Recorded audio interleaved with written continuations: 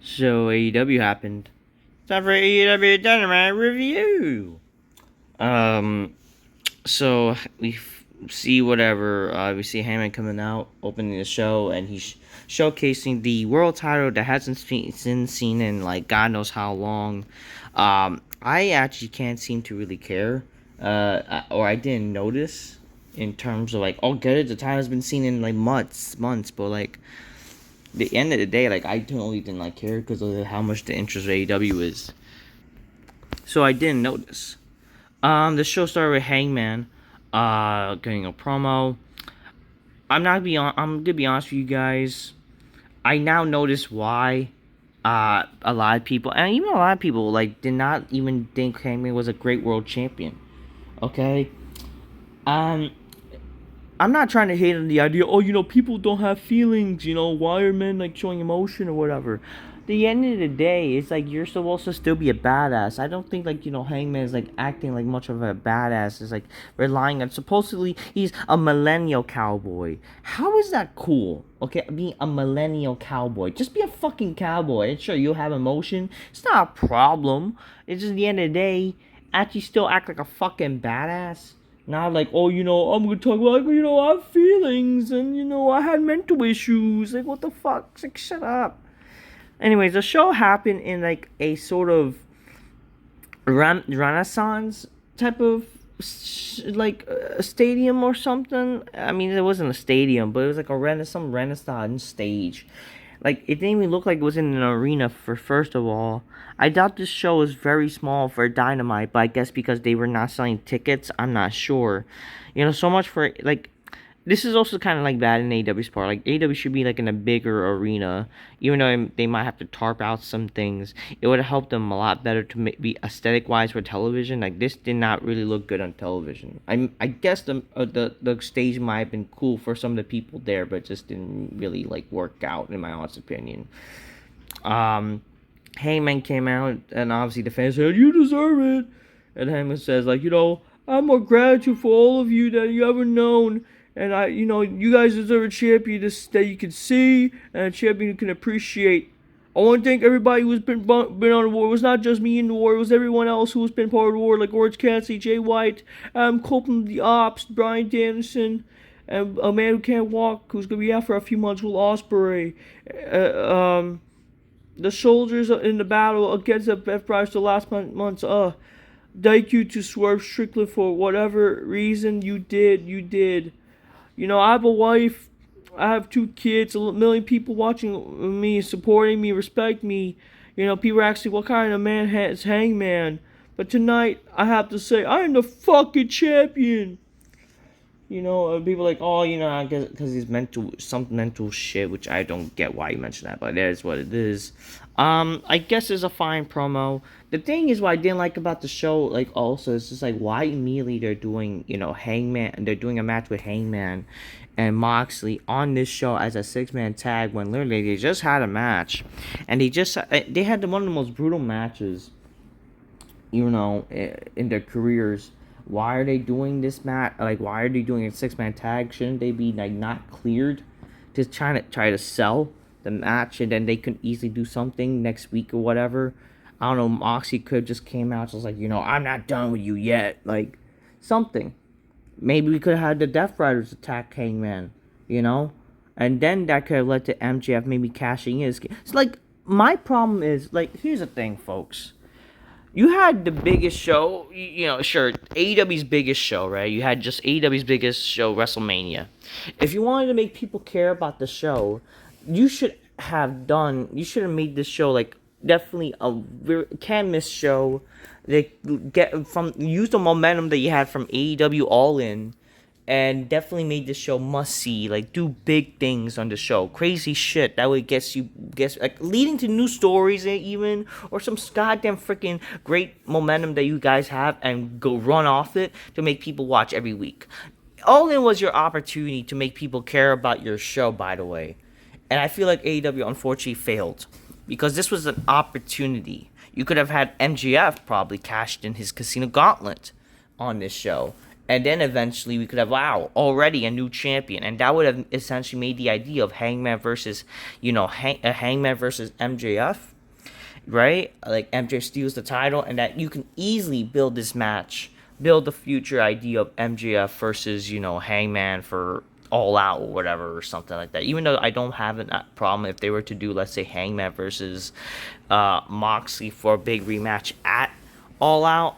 But I feel like they're wasting time. But also, it doesn't help that unfortunately AEW's next pay-per-view is Forbidden Door. So I feel like that's also one of the biggest problems with AEW is like your direction is shit because you're fucking you're doing a stupid Forbidden Door show for God knows what reason.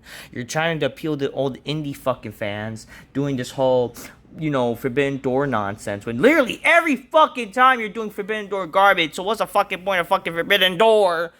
What's the point of that fucking pay-per-view anymore? But whatever. I digress. I don't know. I feel like you're losing your effort. You're losing the momentum because of that. Just to do a Forbidden Door fucking shit show for no reason. Kyle Fletcher defeats some jobber that no one knows. Then the Young Bucks are entering the show and get it because they have they're no longer they're no longer respected because they're no longer the top whatever. They're no longer, can refer to as Matthew Nicholas Jackson. They're not like the boss or whatever. MJF the Hurt Syndicate, they're begging, apparently they're begging for a big tag team, a legendary tag team to prove because they're tired of useless competition. And MJF says, and MJF by the way, this was pre-tape, by the way, which is what the fuck. And nice guys finish last. Where I have my son, you Hangman, you're not going to, you're gonna be in danger and something like that. Okay. Alright, okay. We had the Young Bucks, which they don't apparently have music, and now they're just whatever. So the Young Bucks and the Don Callis family. Yes, this is the Don Callis family. What the fuck is that luchador, by the way? I don't know. They defeated Jet Speed, Brody King, and Bandito. I can't seem to care. We then see Edge. I'm sorry, whatever. Legend. I don't know, whatever. Cope. Cope here, we had some audio issues, so the fan decided to sing the theme song, which, wow, this fucking company, I don't even know. They fucking managed to have audio issues. Edge, whatever, I'm just gonna call him Edge, man. Edge came out, he says, did I came out to save Christian Cage? No, because he's an asshole. The second I came to AEW, he was trying to make my life miserable because he was jealous. He could stand that I could win the AEW title before him. And I don't blame Wayne and Kip Sabian to do what they did. And I'm not surprised. I told you, Christian, this was going to happen. But I came back all in because I want to get my hands on FTR. I mean, then why the hell he said go find yourself the Christian? So I'm a little confused. What I would have said is at the same, what I would have done is I didn't came to save Christian Cage or at least the new Christian. I came to at least, part of my goal is I hope Christian find his own way. And then that way my friend Jay, his real name, would actually come back. But at the end of the day, I came back to freaking stop FTR. That's what would have happened. He mentioned how FTR helped him get back to shape while coming back to pro wrestling, with WWE and stuff like that. But then Stokely Hathaway comes out with security and says, if you get your hands on FTR, you will be fired. Which, how does that make any sense? When did this came to fruition? Why is Tony Khan supposedly okay with this idea that if FTR gets involved, Edge gets involved with FTR, he gets fired? Why was this signed off? Why did this? And I just feel like that's just whatever. What the hell is this supposed to be? I also would have wished maybe hey, it would have been nice to kind of tie into some, oh, you're not going to be the first AEW guy to be fired from this business. It would have been nice to actually mention something like that, even though they use that a bunch of times, mesh for Sing WWE, but it would have been, I guess, warranted to make sense. But it's how does this make any sense that all of a sudden Edge will be fired from attacking FTR? How does that make any fucking sense already? It's not like he continuously had attacked FTR. So what's the logic in this? So unfortunately, what looks like what they're doing is that they're buying fucking time because they clearly have to wait to their fucking All Out show, which is in Toronto, to wait to do something like this, to build this shit up. So it's just, this is the fucking type of shit with their fucking shitty creative and booking, and unfortunately, what they had to work around of, that's the problem where they seem to have no logic to work things off. So it's fucking stupid. So AEW's at fault for that. Edge beat up two security guards, and the other security guards ran away. And then what is his name? The Stokely Hathaway guy. He was there, and he got speared. I would have liked to see Edge did a concerto where it took out Fruition, which would have been kind of made sense to actually him being so angry. You get in my way, I'm gonna take you out of my way type of deal. You know what I mean? Whatever. It's great to see Edge though. Edge is literally one of the only reasons why I would care about an AEW show. By the way, because of that, just how much of a big Edge fan I am too. So. We see Tekla defeat Queen Armada, Chris Stanley, and Will Nightingale in a useless match, but apparently they want to make this match. The reason why they did this match was get it. Oh, the winner gets money, and okay, fine. Okay, fine. We then see Timeless Tony Storm, who cuts a hell of a promo, by the way. Well, before that, Mark Briscoe's like, I'm not done with you. When a bitch is a bitch is a bitch. You're a bitch, MJF, and I'm gonna come after you. And then what happened? There was backstage of also what's his name?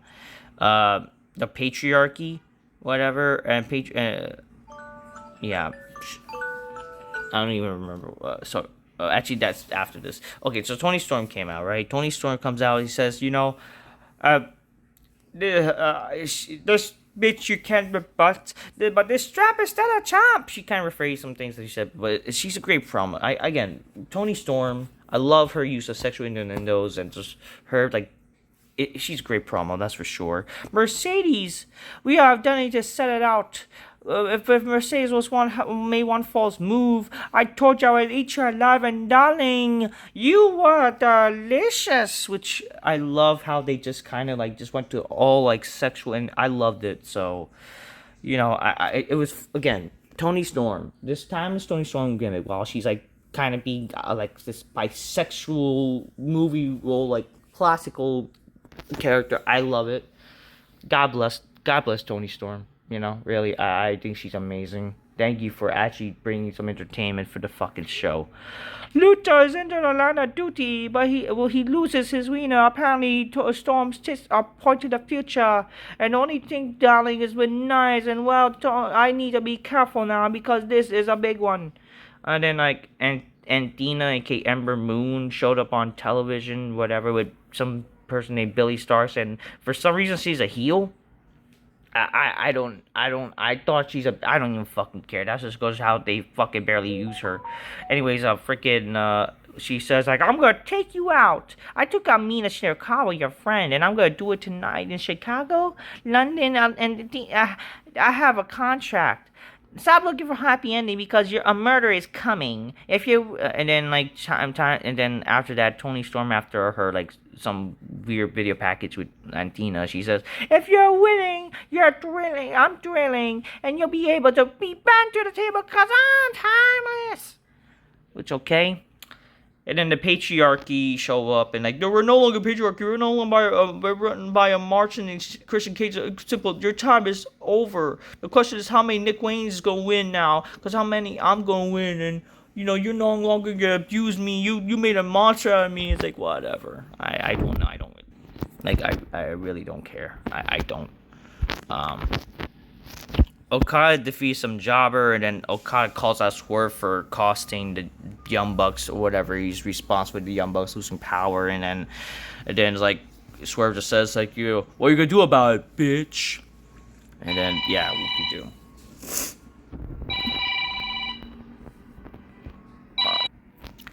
In the main event, we saw Hangman, Powerhouse Hobbs, and Mark Briscoe. Hangman winning a roll up against Claudio, Moxley, and Willie the Death Riders. After the match, the Death Riders attacks them. It looked really dumb. By the way, Mark Briscoe did a stupid these stupid punches, which was just retarded. And it's what the fuck are we seeing here? And then whatever. After Darby Allin caused a distraction with his he's trying to look like Sting for fuck's sake, which is really, what are we doing?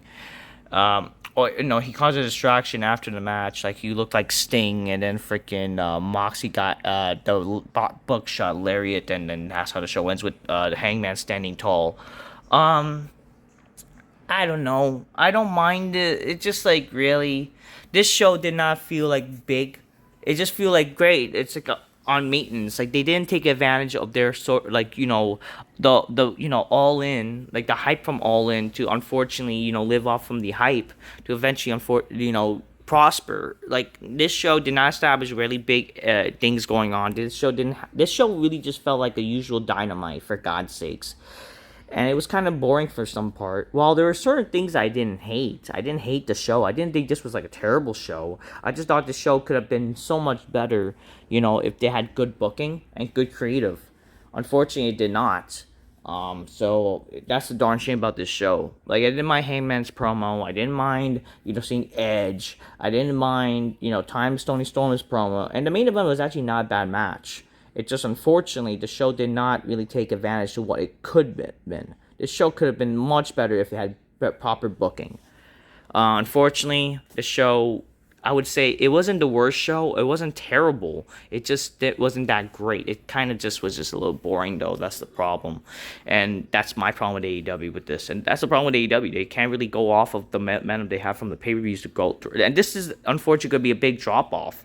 Like you had such the big, you were again your supposed biggest pay-per-view of the year, and unfortunately fail off taking of it, rolling from it.